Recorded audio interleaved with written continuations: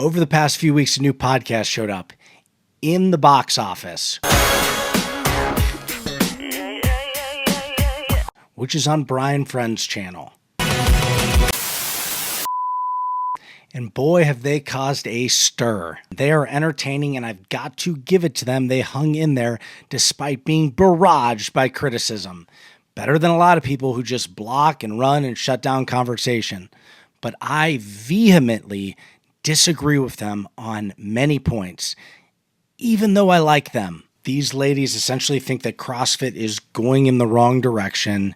They boycotted the CrossFit Open. One of them has affiliated with the WFP. Stupid is, stupid does, sir. And she in particular is propping up the WFP as a place, the World Fitness Project, as a place where the magic can happen again and where you get that sense of community. But here's something that I noticed right off the bat. I almost feel like it's, in my personal opinion, I feel like a lot of the feels and to me, the vibes. I just felt I don't personally vibe with that. I almost feel like it's, in my personal opinion, I feel like a lot of the feels and to me, the vibes. I just felt I don't personally vibe with that. Yeah, how do you feel about having a rewind button? How do you feel about changing the drug test rules so that your champ stays around for a little while instead of getting a 4-year ban? Candy bars. Littering and... How do you feel about saying you're going to be transparent like CrossFit HQ isn't, and then not even admitting that you're in competition with CrossFit HQ? How do we feel about taking a nonprofit, Good Life, that was originally intended to bring fitness to underprivileged communities, from my understanding? Took a job with the nonprofit that Jackson and his wife ran, which develops free fitness and education and support for underprivileged communities for youth. I'm president of the Environmental Defense League, and I pick up this little sea otter and wipe off the oil from the tanker spill. Our way of giving back to kids. And the whiskers. I was going to take a job there, and that kind of evolved over the past 18 months into what is now the World Fitness Project. And the oil's flapping. He's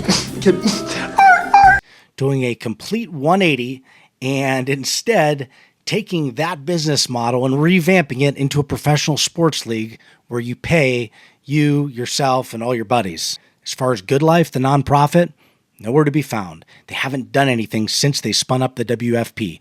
They took those resources and started using it for the WFP. Bye-bye nonprofit, hello for-profit professional sports league where we pay ourselves and all of our friends. This is the thing that's way better than CrossFit. We can totally trust them. But I digress. The basis of everything that you say, it seems, is similar to the angry people on the internet who say that Dave killed Lazar. It's all based in feeling and emotion and atmosphere. And when there's actual pushback, it seems that you struggle to formulate actual logic and facts that would back up your arguments. I want to take us through and look at some examples here of statements that I found to be wrong and why they were wrong. About CrossFit and have loved over the last decade of my life about CrossFit. To me, CrossFit doesn't represent that anymore. I don't think CrossFit, the brand, represents that anymore. So she says that to her, CrossFit doesn't represent that anymore, the things that she loves. I don't think CrossFit, the brand, represents that. This is, again, we'll need some more detail, right? And Mike Poolboy, he was really pushing her examples, details, and so was the whole chat. These statements like the direction it's going doesn't really represent what I believe in. You're not saying anything. You've got to say something, and we'll kind of get into it a little bit. They'll say something. They're not the worst, but let's go through this. The types of sponsors that were there are very different. And I think that's very obvious, whatever side you're on. One of the major sponsors of the CrossFit community is Border Patrol. It is a very military-esque side of sport, of whatever community you want to call it. I just think it's evolved and gone more in that direction. And that's not the CrossFit I fell in love with personally. You talk about the National Guard and the whole military thing with CrossFit, and you're talking about it not being the CrossFit that you fell in love with and the direction that it goes, but you act as though the military undertones and CrossFit supporting the military and vice versa is some new direction. Placed anything. I just felt personally when I went there and watched that competition, it was a lot of the things I loved about this sport and about this community. I think that it brought back a lot of the feels and things I used to love about CrossFit. So when you participated in the WFP, essentially, it was all the things that you love about the sport and the community, and it gave you all of the feels that you used to have about CrossFit. I don't think CrossFit, the brand, represents that anymore. You don't believe that CrossFit represents that anymore, the things that you believe in. And again, the chat keeps pressing, like what? Speaking about the feels, when I feel like I need rest and recovery, I've been using Thursday. Wait a second, because I'm going to give you free frog grips if you try this out and you don't like it. I posted the same thing on my Instagram. I'm super excited about working with them now because I used to use melatonin and I would feel either groggy in the morning or I would have weird dreams at night. So I haven't used that much. I've used this. It's developed by CrossFitters. It's all natural and I get to sleep easier. It makes you tired, but I don't feel groggy in the morning. Absolutely love it. I'm putting the link below with my code to get 15% off. And again, if you don't like it, I'll ship you frog grips. I have a bunch of larges over there unopened. Just let me know. Also, HGR CBD and Dude Meds will be in the bottom as well. Hit me up on Instagram if you have any questions. Back to the feels. The feels is what caused people to get their pitchforks and have bloodlust over an accident that happened in a sporting event. And if we go by Dave Castro's record, just an FYI, if we fired someone every time somebody died in a sport, like I know Iron Man's been brought up way too much, but you'd have a CEO fired every 3 weeks. If you want to look at actual track record, the fact that we did the CrossFit Games out in the heat, out in the desert with all sorts of crazy things going on in the early days, and that this is the first thing to happen in 15 years, actually gives Dave a really good track record, especially considering that we don't know that it was Dave's fault. In fact, if we really trace it back, it might be your fault or people like you, the people that pushed Greg out with the same vocal outrage over something relatively small without thinking about the intended long-term consequences. That's what led to private equity buying CrossFit. That's what led to cutting the games budget. And that's what led to less safety out on the water. So if we're pointing fingers around here, you might want to point one back at yourself and the people that you hang out with that give you all of the feels. But I don't think that's quite fair either, just like I don't think blaming Dave is fair. Sometimes there's no one that you can point to. Sometimes you don't put proper safety measures into effect until you know there's a problem. They had never had an incident. They didn't know that there was a problem.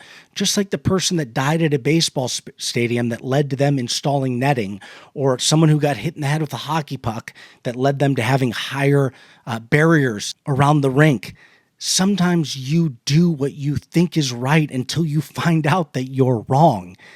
And that's okay. We don't always need someone's head. The feels is what causes the destructive, angry, non-rational thinking mob to form. The feels causes the athletes to post black and white photos about sitting out the season, calling for generic change and ignoring that CrossFit has been announcing change after change after change. Just pure vagary. It's like they had their fingers in their ears and their eyes closed, screaming, nah, I don't want to hear it.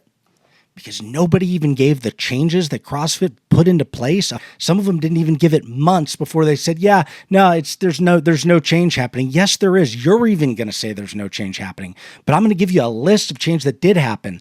I think that every time CrossFit has given the opportunity to evolve or change for the better, it has taken a different route that has not benefited the community, the athletes. And I think that's the hard thing for me. And again, you say when something like that happens, change has to take place. Do you really think the games is going to be unsafe this year? They're not even going to have swimming. Do you think that people are at risk at the games? What do you really want? I don't think you've told us. Unless you've just come out and say, look, Unless Dave Castro got fired and the PFAA got given some power, I just don't care what the change is. Because so even if it's only so that they don't get sued, that they've made change. And that the CrossFit Games is probably going to be over-safetied this year. You're not talking about the real issue. Change did happen. You're unwilling to see it or blinded to it for whatever reason. By allegiances? I don't know. I mean, you are on the Be Friendly channel. I don't know if you know this about me, but I know people. The godfather of the Fire Dave and Boycott the CrossFit Games movement. Here is a literal list that I just scribbled down without even looking it up or researching off the top of my head in 2 seconds of the changes that have been made. The CrossFit Athlete Council, which a lot of people dismiss just because Taylor South. But they got little things done here and there. They even wanted to see the report. They asked for the report. They were told, no, it is what it is. A small thing, they had athletes complaining about grips being banned, and they got them unbanned. And I think there were some other things too, but they have an athlete council. They put that in place. There's discussions between them and CrossFit. You've got the safety council. Again, this is off the top of my head with Rich Froning. You've got a safety council, athlete council. There's no more swimming events for now. Less installments to the game season, which athletes were asking for. So we've just got semifinals now. Everybody was asking for videos. And, you guys bring up the videos as a point of critique sort of later on when you say no other professional sport has fans judging them. That's not true either. But everybody asked for that. And we clearly need it because somebody took 5th in the world and didn't even do the CrossFit Open. Okay. So they put public video into place finally. And it was the first year of it. And there were some things. They'll have to work it out. But they made change. Head of safety position. I don't know if they hired that person yet or not. I know that they were looking for that person. I believe that they did hire them. CrossFit Media, this might not be related to safety, but CrossFit Media has really changed. Now, some people, the road to the games may not be what they used to be, but ever since making changes in the media, they've become active again. And before they just didn't do anything. So there's change there. There's even change in the way that Dave approached the Open and its hints this year. I know that's a small thing, but look, here's the thing. They clearly are trying to do things different. And I'm sure I'm missing something. You had the money. And of course, since none of you guys signed up for the games, there's no money to pay people. So yeah, it's less money. But they tied the money specifically to Open signups and were very transparent about where the money's going and how it's getting divvied up. Those are facts, not feels. It is incorrect to say that CrossFit has made no changes and no meaningful changes. Maybe we shouldn't go by the feels. Maybe we should think things through, including the long-term consequences and the alternatives that are at stake. Because with Greg Glassman, sticks and stones, but we sure did get offended over words, didn't we? Not me, but a lot of your friends that you had the feels with at the WFP. I can think of faces, I can think of names that were there, that were black square people. They rolled the dice in their outrage on Greg and the alternative being better. The alternative ended up being private equity, which stripped the games budget and, like I said earlier, is ultimately probably the reason why there was less budget for safety and less people on the water. And now we're rolling the dice on the WFP and tearing down the whole CrossFit thing. Don't participate in the Open. Don't affiliate. De-affiliate. Affiliate with the WFP. Something that we know very little about. And to those of us who are sitting back trying to think rationally, it seems like smoke and mirrors operating off of monopoly money that gives out a few cool Letterman's jackets to the athletes and makes them feel special. I just died on your arms tonight. And there's still no rewind button. Can I get a freaking rewind button, please? The meatloaf! We want it now! I watched it. I like watching it. I just want a rewind button. But that got me to thinking. They posted some numbers the other day, 400,000 streaming or whatnot. And what's interesting is when I watch Rogue or when I watch the games, I leave it open all day and I pause it and I fast forward and I rewind, but I leave it open. I don't click over and over and over. It's interesting with the WFP, when I would pull it up and, there's nothing going on right now, I would close it out and I would reopen it. It probably got 5, 10 even daily clicks for me because of no pause or rewind button which is being counted, by the way. YouTube counts 30 seconds of viewing, and you could pause and rewind. So the unique viewers are much closer to the views, the clicks. I would love to see the unique viewers on that number. But again, with all the things that have happened, I am somewhat suspicious that the stream is embedded in the website because the numbers aren't available for public consumption. And then, although I don't think that they're lying, they can use the numbers that make them look best for investors. When I refer to the community, it's the people watching, the vibes, the vendors, the people I spoke to, the types of conversations that were taking place, the types of sponsors that were there are very different. I'm not surprised that you would have the feels. I know who attended that, who was in the media, who's on staff, and I like some of them. They're not all bad, but it really was birthed out of outrage. The people that it started with and the athletes that they signed first and the media that they brought in are all the people boycotting the Open and saying fire Dave and tear it all down. And then you act like the media is not welcoming because we come in and push back on these things. Walk into an affiliate and everybody welcomes you. You would hope that the media space or anything that you do in the space would feel the same. And unfortunately, it doesn't. She hoped that the media would be as welcoming as an affiliate experience, essentially. But what did you expect coming into a CrossFit space, having boycotted the Open, admittedly been angry and basically joined in on trying to tear down the whole thing, supported the WFP, one of you at least affiliated with the WFP, and saying that that's the community vibe that you like? What did you expect? You don't walk into a CrossFit affiliate doing Orange Theory. I don't understand how this wouldn't make sense that you would get pushback. It's not that we're not welcoming you, it's that we don't agree with you and that we're asking for specifics over and over and over, and we're getting feelings mostly. I just gave a great point about how you said that there's no change, and everybody said there's no change, but there was a ton of change. Literally half of you won't even say the word CrossFit anymore. I'm glad that you like functional fitness. We like CrossFit. I don't think that your logic and your facts could cash the checks that your mouth was making when you spoke about CrossFit the way that you did. And even when you boycotted the Open, because there's magic in the Open, because the CrossFit Open is the only thing in the world where the pros, the top athletes, and us regular people start at the exact same place. The magic is in the CrossFit Open, and the CrossFit Games is a display of the highest level of CrossFit. It's an exhibition to point people back to CrossFit.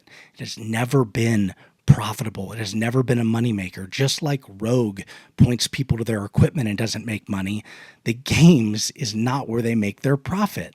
There is no profit in CrossFit, unfortunately. That's why we think the WFP in one sense is a joke. It's fun to watch. There's just no demand.